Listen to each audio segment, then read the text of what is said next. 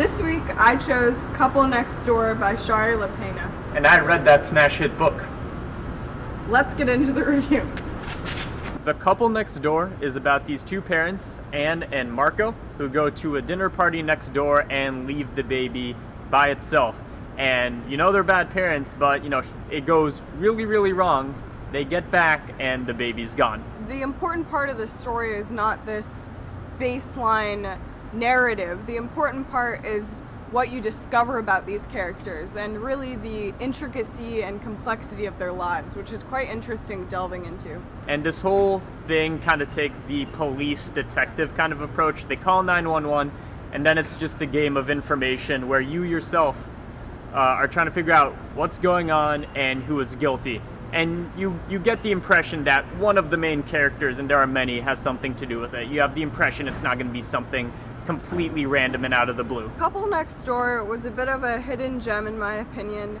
I went into it expecting something generic and overdone, and I got something entirely different. The characters themselves are pretty well developed because you go into it with this very cookie cutter knowledge of who they are, and just seeing the dark sides of them and their past adds another layer of interest into the story. And I would say this book falls into two different acts. The first act is what happens and the lead up where you get all the information. And the second act is where you know what happens. They tell you it doesn't happen at the end of the book. You find out what happens.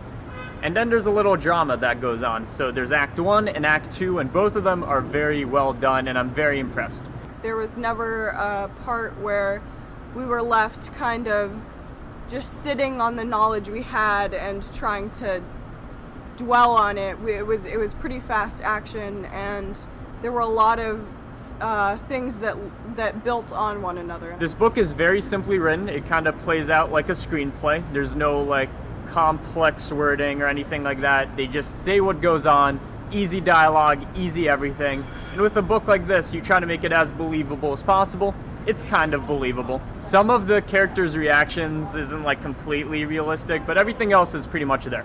Where other books fall short with their endings, wrapping everything up too perfectly, I felt like this book did a really good job of keeping you on the edge of your seat and not trying to find compromise or not siding with any of the characters, because even people that seem to be normal or fine on the outside have stuff that they're hiding and have stuff that make them fallible, which means that you can't really trust anyone's opinion, you can't really trust anyone's perspective.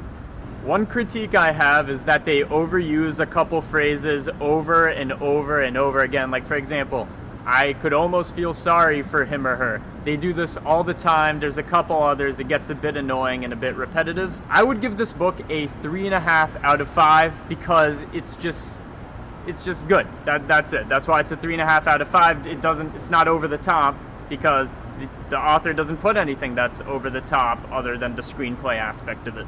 I would give this book a 3.75 out of 5 because I thought that although it was short and simple, it was a really interesting read. It was very quick. It was fantastically put together, and I would recommend everyone to read it. In all honesty, there isn't that much to say about this book. It's very simple, but somehow it manages to be very good. So I'm very impressed. I would recommend you do check out this book. It's worth your time, and it's just a very great read.